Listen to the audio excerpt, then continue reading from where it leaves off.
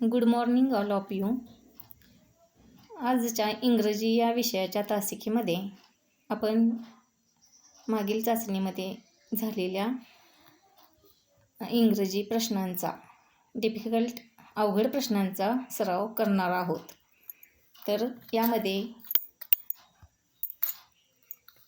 आपण पाहूया, let's solve the difficult questions.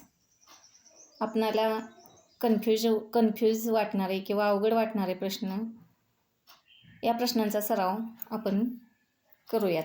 चला तर मग सुरू करूयात. तर यामध्ये पहा, 1, 2, 3 read the following paragraph and answer the questions. या ठिकाणी एक पॅरेग्राफ दिलेला आहे आणि याच्यावर आधारित 3 प्रश्न आहेत. 1, 2, 3 हे 3 प्रश्न या पॅरेग्राफवर आधारित आहेत.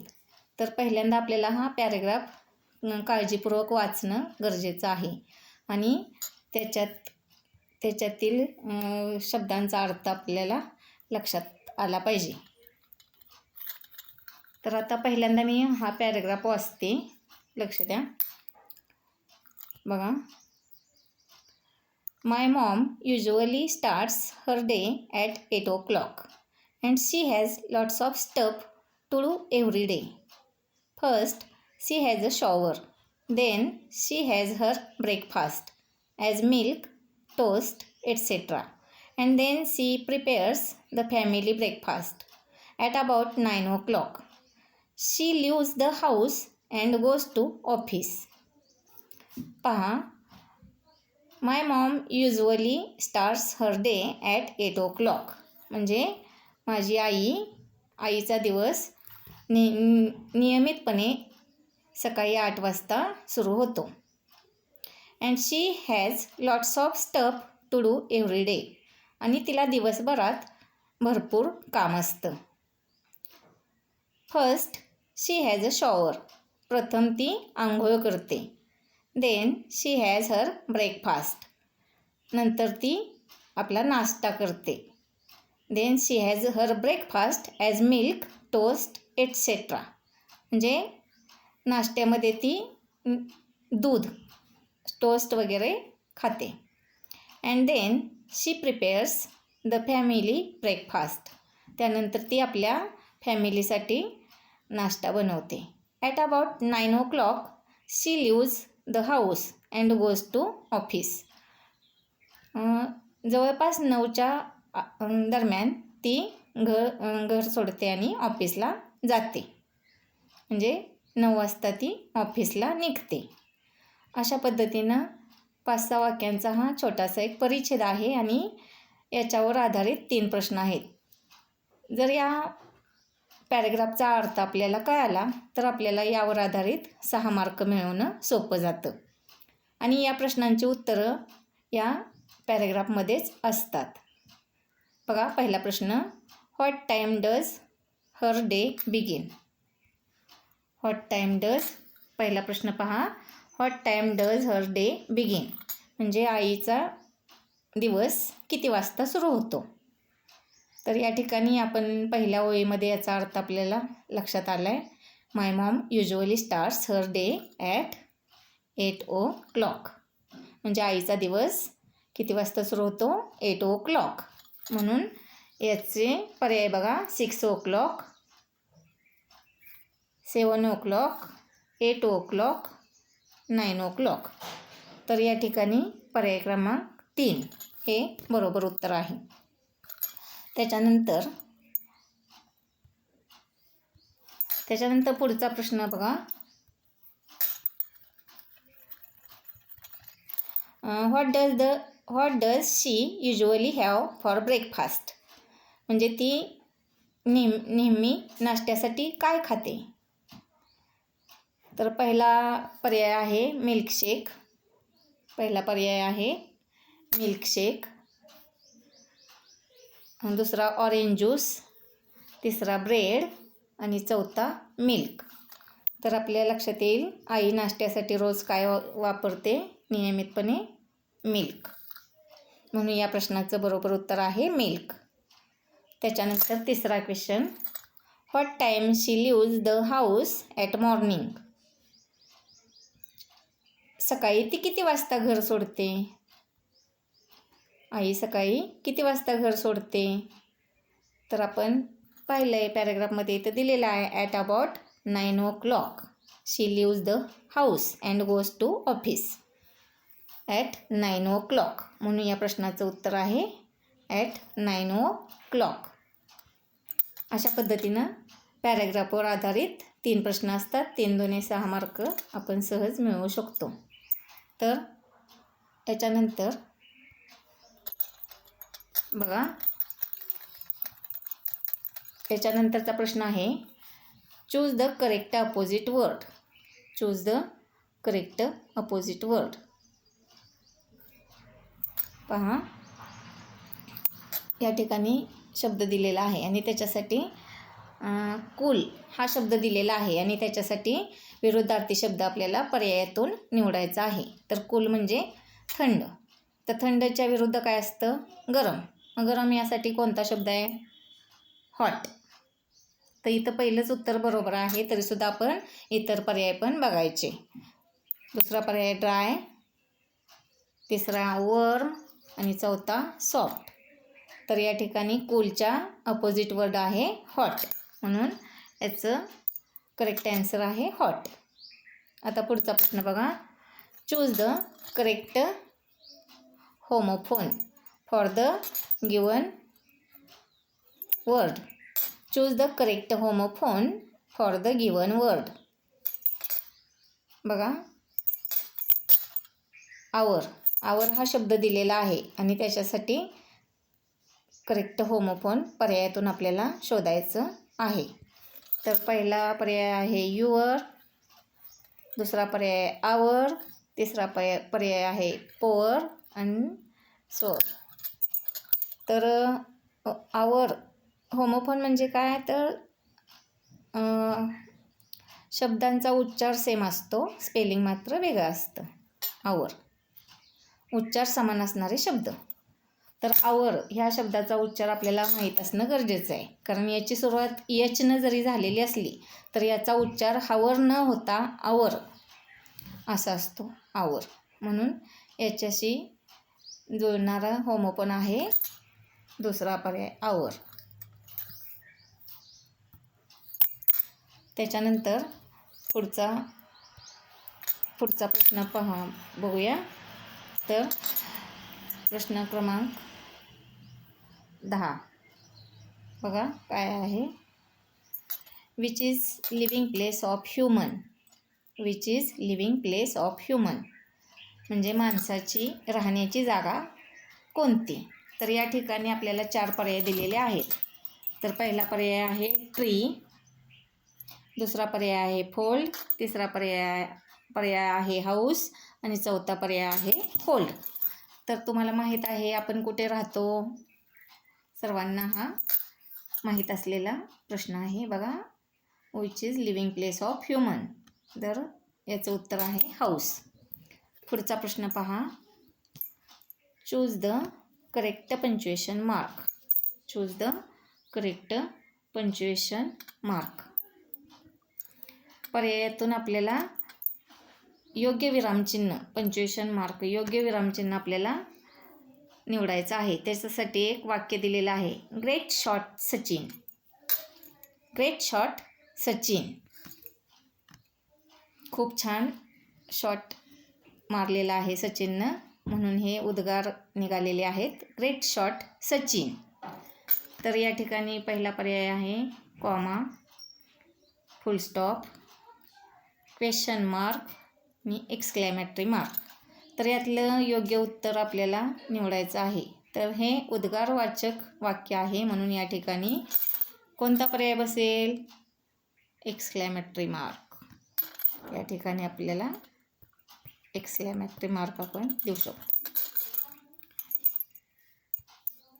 तर आता पुढचा प्रश्न बघा. Which word in the sentence will begin. पुढचा प्रश्न पहा. प्रश्न क्रमांक 12. Which word in the sentence will begin with capital letter.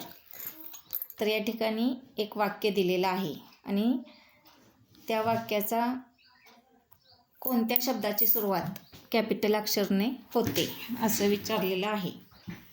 तर त्या वाक्यातील कोणत्या शब्दाची सुरुवात कॅपिटल अक्षरानं होईल. वाक्य आहे Hyderabad is famous for biryani. Hyderabad is famous for biryani. तर तुम्हाला माहीत आहे की कोणत्याही वाक्याच्या सुरुवातीचा शब्द आणि त्यातलं पहिलं अक्षर हे नेहमी कॅपिटल असतं.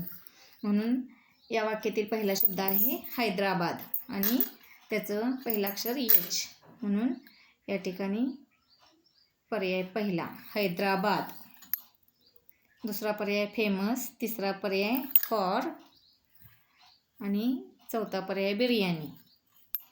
तर यामध्ये वाक्याच्या सुरुवातीच्या शब्दातील पहिलं अक्षर कॅपिटल असतं. म्हणून या प्रश्नाचा पर्याय क्रमांक 1 हा बरोबर आहे.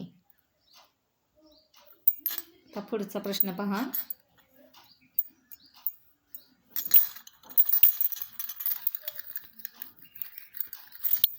बघा, solve the following puzzle. Solve the following puzzle. या ठिकाणी शब्दकोडे दिलेले आहे आणि ते आपण सोडवायचे आहे. तर 6 अक्षरी असा या ठिकाणी शब्द दिलेला आहे आणि त्यामध्ये पहिलं आणि तिसरं अक्षर, पहिलं आणि तिसरं अक्षर 6 अक्षरी शब्द आहे आणि त्यातलं पहिलं आणि तिसरं अक्षर त्यांनी ड्रॉप केलेलं आहे आणि ते 4 पर्यायामध्ये ती अक्षरं दिलेली आहेत.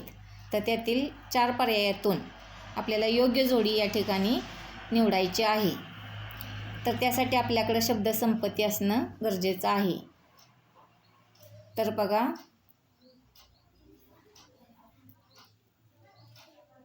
या ठिकाणी पहिला पर्याय आहे AT.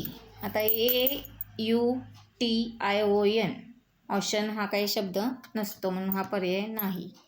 दुसरा पर्याय बघा TU, इथं टी आपण टाकलं, TUTION, TUTION. तर या ठिकाणी ट्युशन हा शब्द तयार होतोय. काय शब्द होतोय? ट्युशन. तर हा शब्द बरोबर आहे. तरी सुद्धा आपण राहिलेले पर्याय चेक करायचे आहेत. P आणि T. तर PUTION पोषण हा काय शब्द होत नाही. चौथा पर्याय आहे OUTION ऑशन हा पण पर्याय होत नाही. म्हणून या ठिकाणी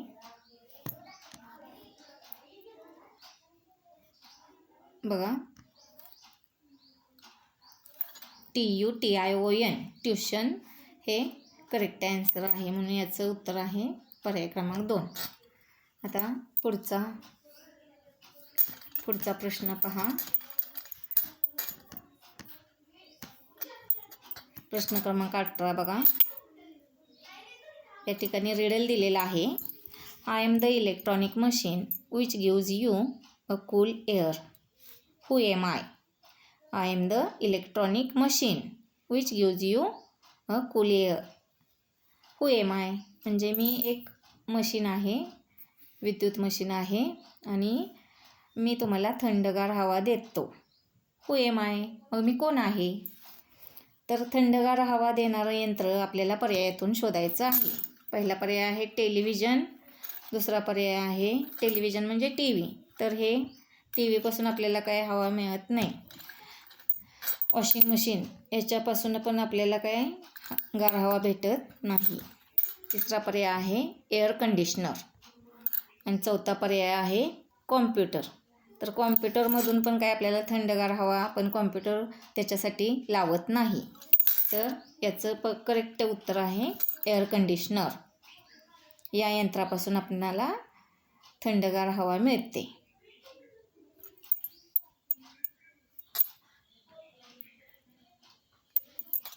तर आता पुढचा प्रश्न पाहूया.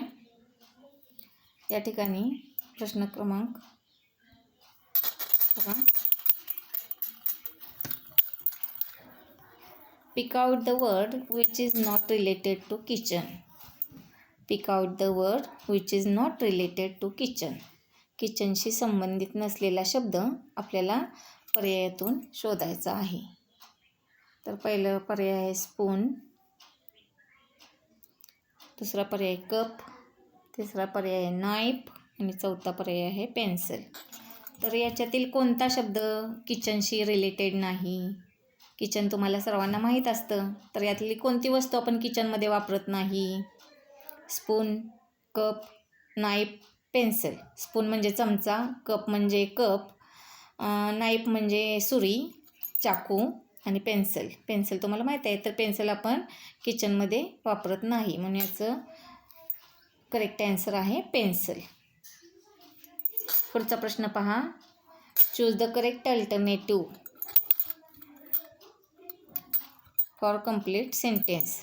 Choose the correct alternative for complete sentence. Grown up has dot dot attitude. इथे एक वाक्य दिलेलं आहे, grown up has dot dot attitude. Grown up has dot dot attitude. तर या ठिकाणी पर्यायामधून योग्य आर्टिकल आपल्याला वापरायचं आहे. तर article A and the he 3 article आपल्याला कुठं आणि कशी वापरायची या बाबतीत आपल्याला मागील पाठामध्ये आपण चर्चा केलेली होती. तर या ठिकाणी ॲटिट्यूड पूर्वी आपण कोणता आर्टिकल वापरू शकतो? तर ॲटिट्यूड या शब्दाची सुरुवात ए या व्हॉवेलनं झालेली असल्यामुळे या ठिकाणी आपल्याला ॲन हे उपपद वापरणं गरजेचं आहे. Grown up has an attitude. पुढचा प्रश्न बघा. Choose the correct rhyming word for the given word. Choose the correct rhyming word for the given word.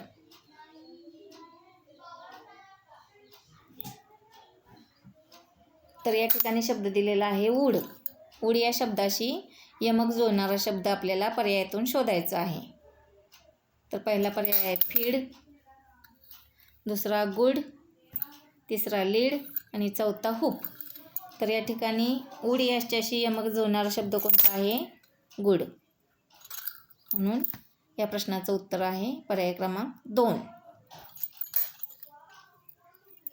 आता पुढचा बघा. पुढचा प्रश्न पहा.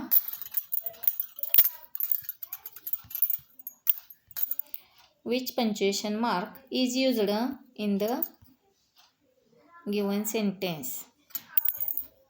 Which punctuation mark is used in the given sentence? Oh, she is dead. Oh, she is dead. या ठिकाणी एक वाक्य दिलेलं आहे, Oh, she is dead. आता हे आश्चर्यकारक वाक्य आहे. मग या ठिकाणी जे पंक्च्युएशन मार्क आहे, विरामचिन्ह आहे, ते त्याचं नाव आपल्याला पर्यायातून शोधायचं आहे. तर हे जे विरामचिन्ह आहे,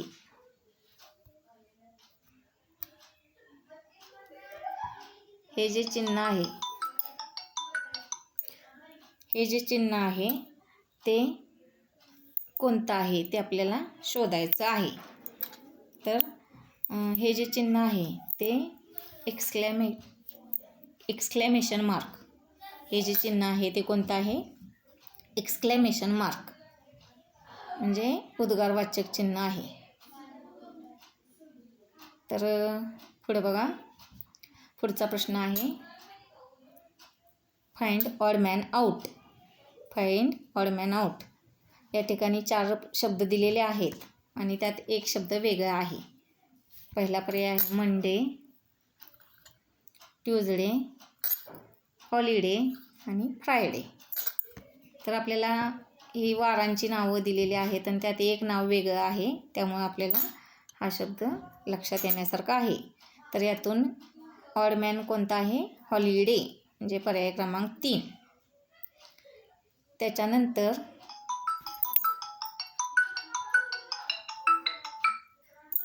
त्याच्यानंतर पुढचा प्रश्न आहे, choose the correct alternative. Choose the correct alternative. तर या ठिकाणी प्रश्न पहा. या ठिकाणी एक संख्या दिलेली आहे, तर ती संख्या आपल्याला वाचता आली तर आपण त्याचं लगेच उत्तर शोधू शकतो. तर काय संख्या आहे? मराठीमध्ये तुम्ही सहजवास म्हणता. काय आहे? 50,000. म्हणजे काय? 50,000. तर याचा योग्य पर्याय आपण शोधायचा आहे. 5,000 नाही, 5 लाख नाही, 50,000. याचं करेक्ट उत्तर आहे 50,000. आणि चौथा पर्याय आहे 50,100. म्हणजे याचं बरोबर उत्तर आहे 50,000. पर्याय क्रमांक 3. त्याच्यानंतर पुढचा प्रश्न बघा. Find the opposite word for far. Find the opposite word for. Find the opposite word. प्रश्न क्रमांक 16 बघा. Find the opposite word for far. तर या ठिकाणी अपोजिट वर्ड कोणता? फार या शब्दासाठी आपल्याला अपोजिट वर्ड पर्यायातून शोधायचा आहे. बघा, पहिला पर्याय आहे लॉंग. फार. फार म्हणजे लांब, दूर. तर लांबच्या विरुद्ध काय असते? जवळ असते. मग याचं उत्तर आपल्याला पर्यायातून शोधायचं आहे. फार म्हणजे लॉंग नाही, शॉर्ट नाही, डाऊन नाही.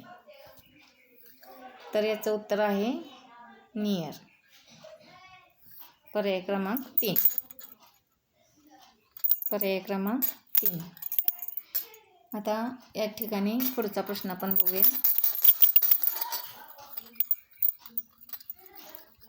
पुढचा प्रश्न पहा. Find the hidden name of the vehicle in the sentence.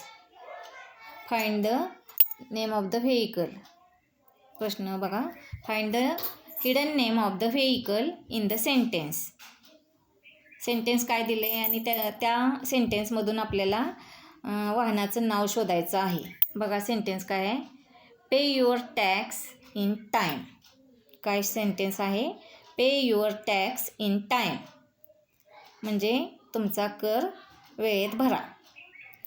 तर या ठिकाणी या वाक्यामध्ये एका वाहनाचं नाव लपलेलं आहे. तर त्यासाठी आपण पर्याय बघायचे म्हणजे आपल्या पटकन लक्षात येतं. पहिला पर्याय ट्रेन,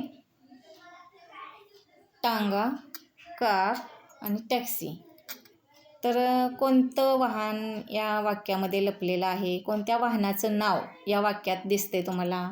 तर तुमच्या लक्षात आलं असेल या ठिकाणी टॅक्सी हे वाहनाचं नाव या वाक्यामध्ये लपलेलं आहे. आता पुढचा प्रश्न बघा.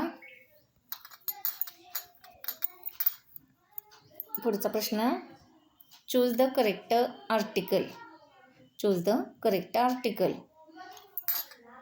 एक वाक्य दिलेलं आहे आणि त्यामध्ये योग्य आर्टिकल आपण वापरायचं आहे. तर वाक्य आहे, Aditya is dot dot honest boy. Aditya is dot dot honest boy. तर या ठिकाणी ह्या शब्दाचा उच्चार, ऑनेस्ट या शब्दाचा उच्चार आपल्याला माहीत असणं गरजेचं आहे. कारण जरी या शब्दाची सुरुवात व्यंजनाने, कॉन्सनंटने झालेली असेल तरी याचा उच्चार स्वराप्रमाणे होतो. म्हणून या ठिकाणी ॲन हे आर्टिकल वापरणं गरजेचं आहे किंवा वापरणं आवश्यक आहे. Aditya is an honest boy. म्हणून असे काही अपवाद आपण लक्षात ठेवणं गरजेचं आहे. तर पुढचा प्रश्न पाहूया आपण.